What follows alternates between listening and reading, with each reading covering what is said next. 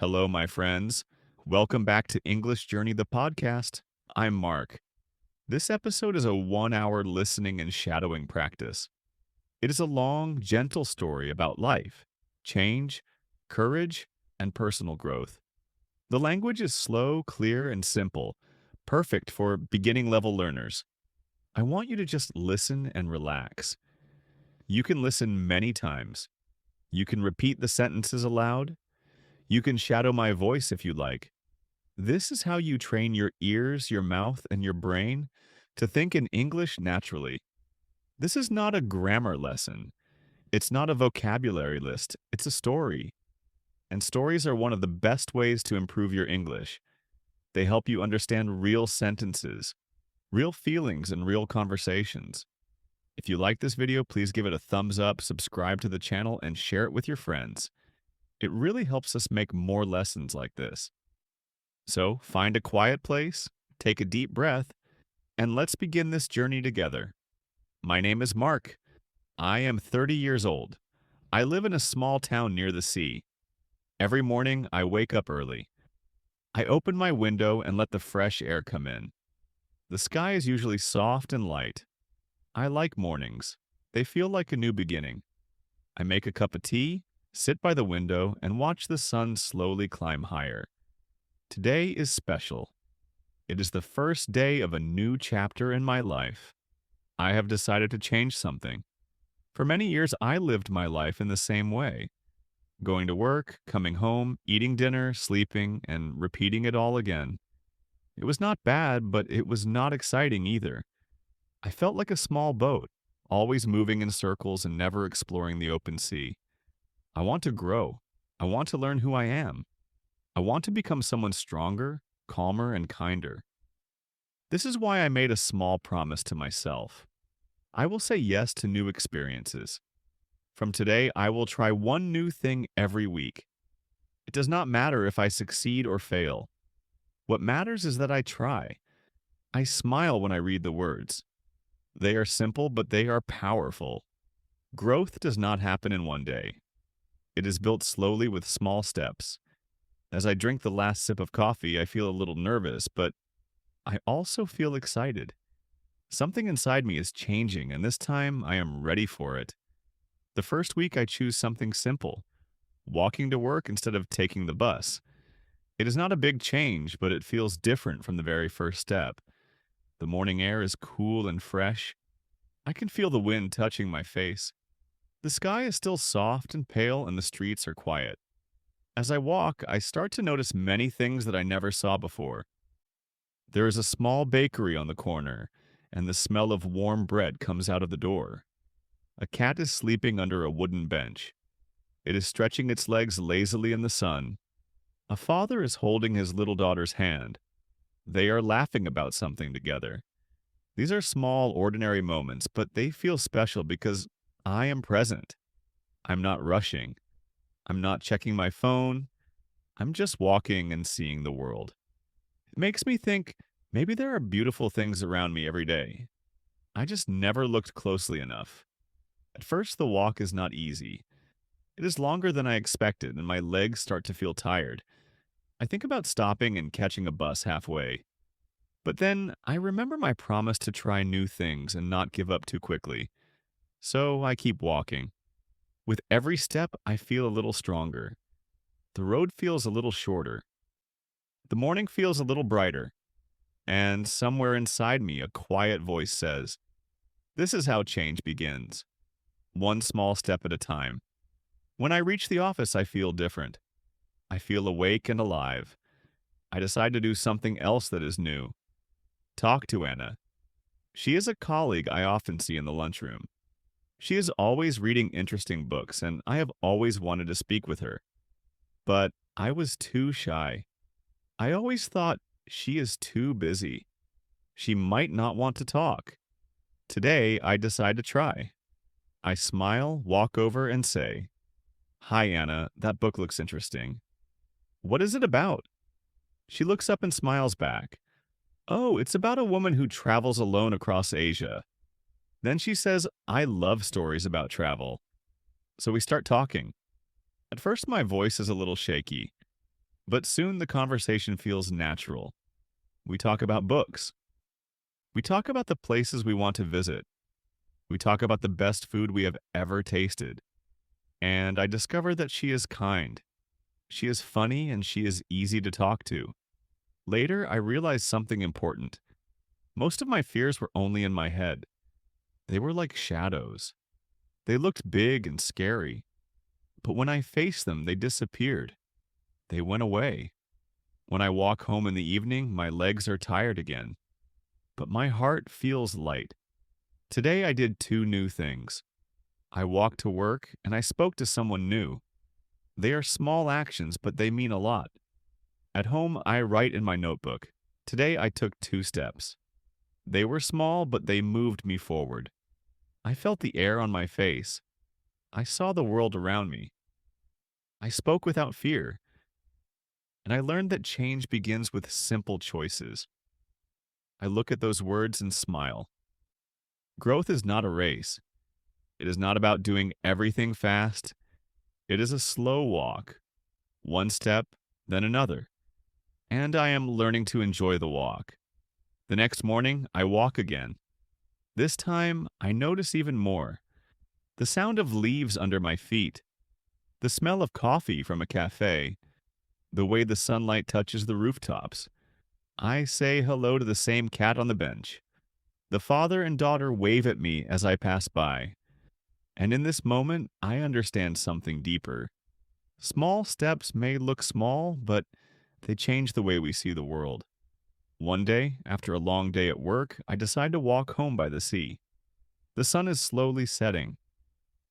The waves move gently. The air smells of salt and wind. It is one of those peaceful evenings when the world feels calm and quiet. As I walk along the shore, I notice an old man sitting alone on a wooden bench. His face is full of deep wrinkles, but his eyes are bright. His eyes are warm and calm. It is like he has seen everything and is still at peace with it. I feel curious, so I sit down next to him. He turns his head, smiles, and says hello. We start talking. His voice is slow and soft, like the rhythm of the waves. His name is Samuel. He is 80 years old. He has lived in this town all his life. He tells me he comes to this bench almost every evening to watch the sea and think. He says the sea is my oldest friend. Then he laughs and gently says, "It teaches me something new every day." I ask him what he means. He points at the water and says, "Look at the waves. Sometimes they are calm and soft. Sometimes they are wild and strong, but they always keep moving. Life is the same. It changes with the season. It teaches us patience. It teaches us strength." Then he says something I will never forget. We grow when we listen to others, to the world, and to ourselves. Most people talk too much and listen too little. But if you listen, truly listen, life will show you the way. I sit there for a while after he speaks. The sound of the sea seems different now. It's deeper. The wind feels like it is carrying a message. On my way home, I think about his words. I realize that I often try to control everything. My plans, my future, my success. I plan every step. I worry about every mistake. But maybe growth is not always about control. Maybe it is also about trust. Trusting the process. Trusting that life knows how to guide me if I look closely. If I pay attention. That evening I sit by my window again. The sky is dark now, full of bright stars. The world is silent. So I open my notebook and write.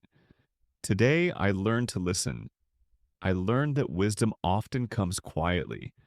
From that day on, I begin to practice listening. Not just with my ears, but with my heart. I listen to the sound of the rain tapping gently on my window. I listen to the laughter of children playing outside. I listen to the silence of the night. But most importantly, I start listening to myself. I listen to my thoughts, even the uncomfortable ones. I listen to my feelings, even the sad or confusing ones.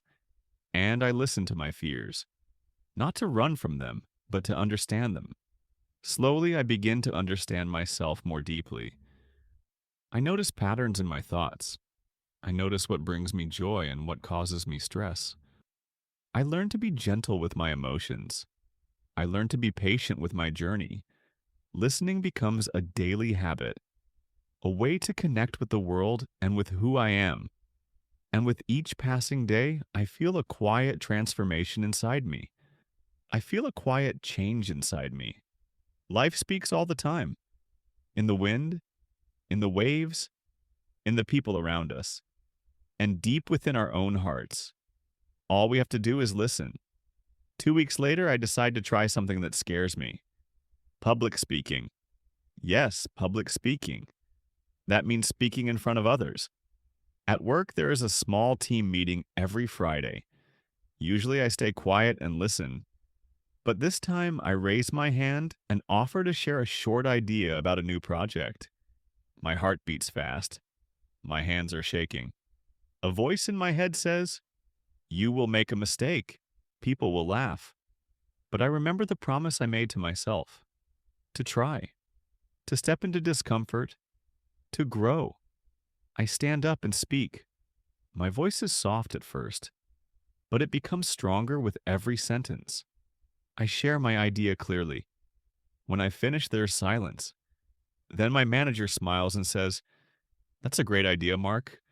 Let's explore it further." A warm feeling spreads through my chest.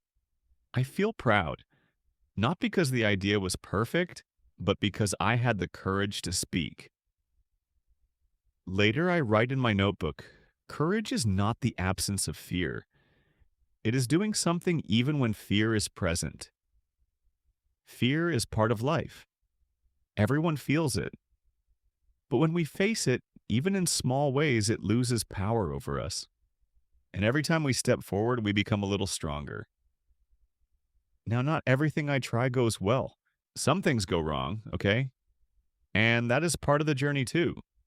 1 month into my promise, I decide to take a painting class. I have always admired art, but I have never painted everything. I imagine that I will be good at it.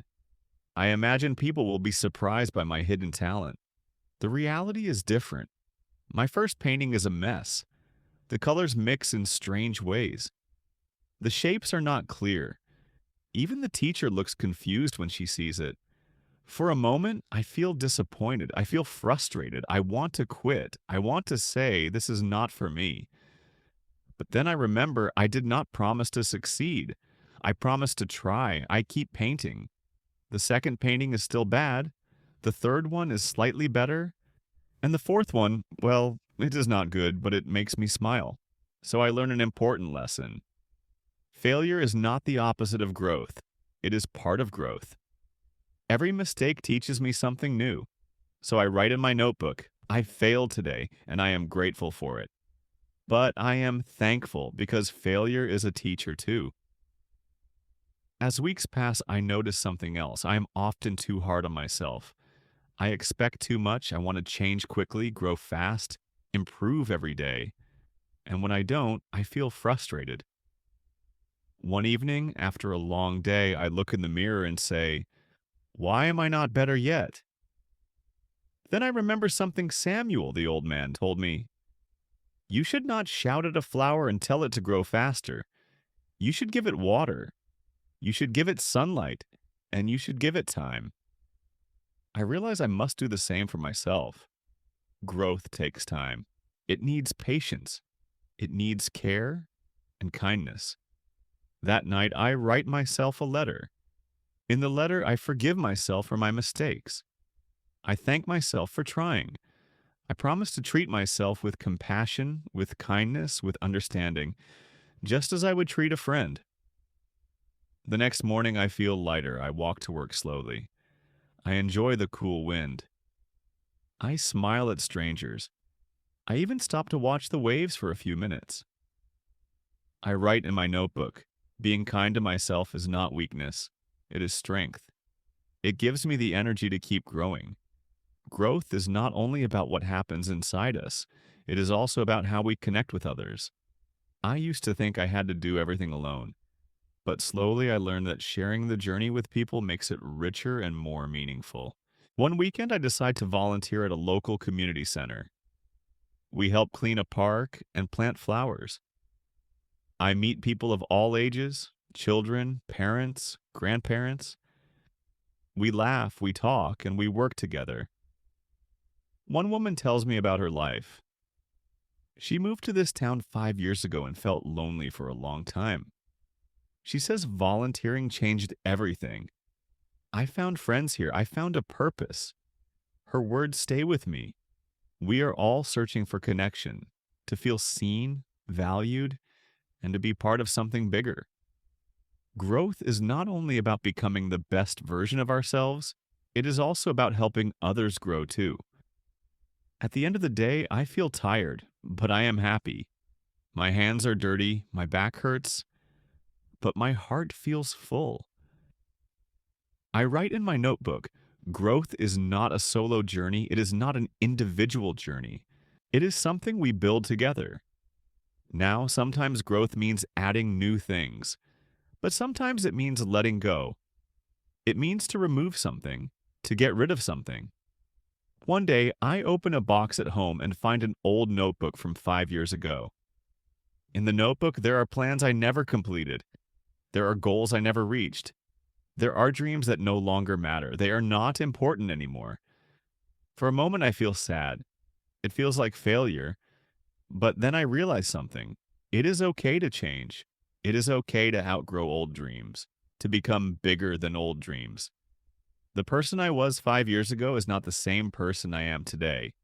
I decide to throw away the old notebook. Not because it is meaningless, but because I am ready to write a new story. I stand by the sea that evening and watch the waves erase my footprints in the sand. Letting go is like that. It makes space for something new. Then I write in my notebook, I let go today. I let go of old dreams. I let go of old fears. I let go of old expectations. And now I am ready for what comes next. It is now 3 months since I wrote my first promise.